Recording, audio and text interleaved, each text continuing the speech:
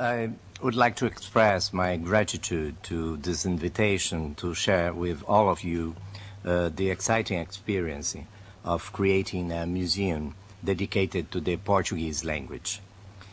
Also, I would like deeply to thank UNESCO for the rare opportunity to think about and discuss linguistic diversity, globalization, and development in this Language Matters Global Seminar. Also, I would like to thank and to congratulate myself with all of you to being here using the name of my friend Antonio Mir of the House of the Languages. In the name of him, I would like also to congratulate all of you. I would like to say some words about our museum, considering how we have been trying to cross this huge challenge, how to build a museum around a language. Fernando Pessoa, one of the most inspiring Portuguese poets, wrote, "My language is my homeland." It's easy to understand his feelings behind these words, and like him, share the same emotions which I feel are universal. In Portuguese, this sentence is "A minha pátria é a língua portuguesa," as you can see in the PowerPoint. Pátria in Portuguese means homeland. In other words, our home, a place where we feel safe.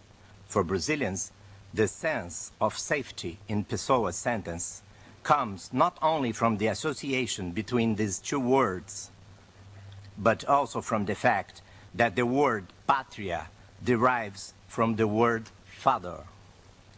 More intriguing is the fact that in our national anthem, we say that our pátria is our gentle mother.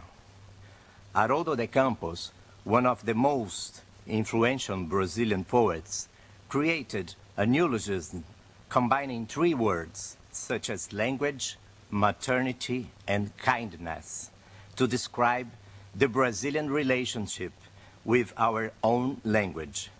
This neologism is idioma terno, the combination of idioma, materno, and terno, the three Portuguese languages, like the others I said in English.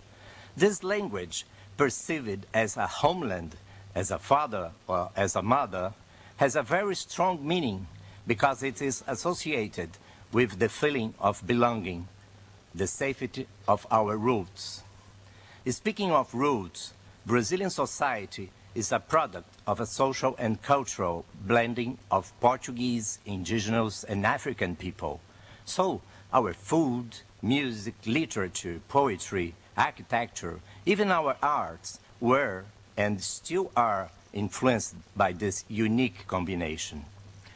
Also, mass emigration since the 19th century from all continents to Brazil has increased this special blending with different languages, cultures, and values. The result is a powerful diversity, which is Brazil's main trait, unified by the Portuguese language. In my opening, I spoke about the sentimental bond that Portuguese speakers have with their mother language, and also about how the Portuguese language has been vital in Brazil's political and cultural growth. By creating a Portuguese language museum, we think we are touching people's deepest feelings and at the same time touching the very foundation Brazil was built upon. In summary, the Portuguese Language Museum can be seen as an anthropological museum because not only does it have the language as its subject, but also Brazil's soul, Brazil's social and cultural identity.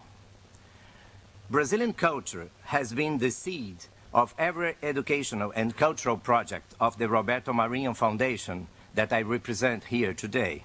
The foundation is the educational and social branch of Brazil's largest media group, the global organization.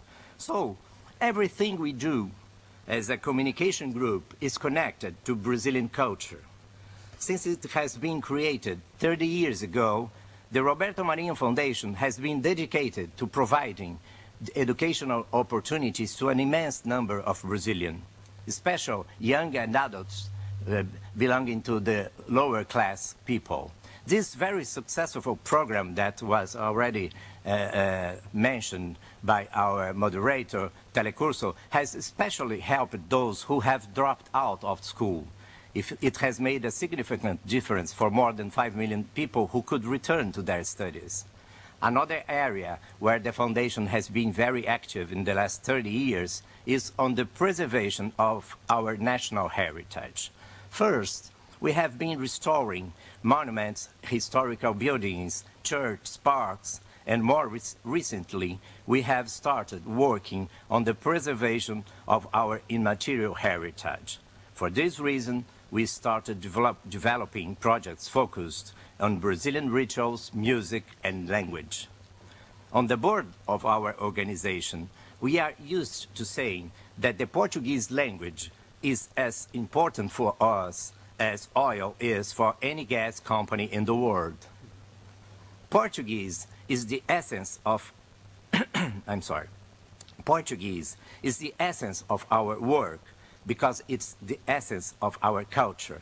And it's the essence of our culture because it tells the world who we are, how we think, how we were created, and how we imagine our nation to be.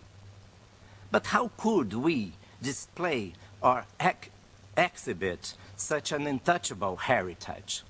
How could we capture such an intangible, abstract treasure as language? I think the museum is the answer in our case. First of all, our intention is to surprise people by revealing many aspects of our language that they might not have thought of before. We want visitors to be astonished by hidden aspects of our language and at the same time to be enchanted by their own discoveries. Our visitors come from all social classes and regions from Brazil. In general, we go to a museum to see the other. In the Portuguese Language Museum, visitors come to reflect on, to see themselves. In other words, each visitor is a specialist simply because he or she speaks the Portuguese language. Everyone is at the same time object and its observer.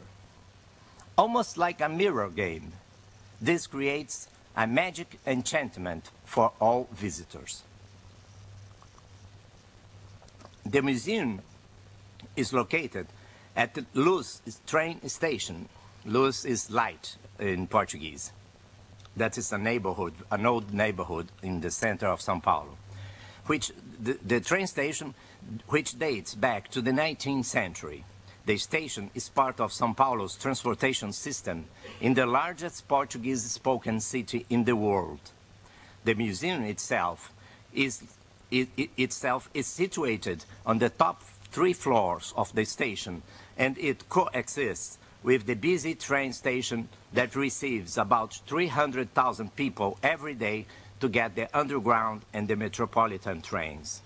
The creation and development of the Portuguese Language Museum for almost 5 years has been a challenge, not only in terms of adapting a centennial train station, transforming old offices into a modern public space, while still preserving its landmark architectural aspects, but also in terms of exhibits. For instance, how could we materialize an untouchable heritage, such a language, without having just open books, papers, written texts? How could we describe the importance of our language as the essence of our culture? How could we make this idea a real and friendly experience? In order to answer these questions, we paid careful attention to 3 main aspects of the project: architecture, of course, museographic design, and content. For the architectural project, we worked with the Pritzker Prize awarded Brazilian architect Paulo Mendes da Rocha. For the museographic design, we invited Ralph Appelbaum the American design, who created the Rose Center here in New York, the Biodiversity Hall also here in the Natural Historic Museum, and the Holocaust Museum. And also we worked with a fantastic team of linguistic anthropologists, etymologists, historians, literature specialists from several prestigious Brazilian and Portuguese universities. But to show a little bit the flavor of the museum, I would like to play a short part, a fragment of a video. Then you can see a little bit more about the museum, then I go on to finish my presentation.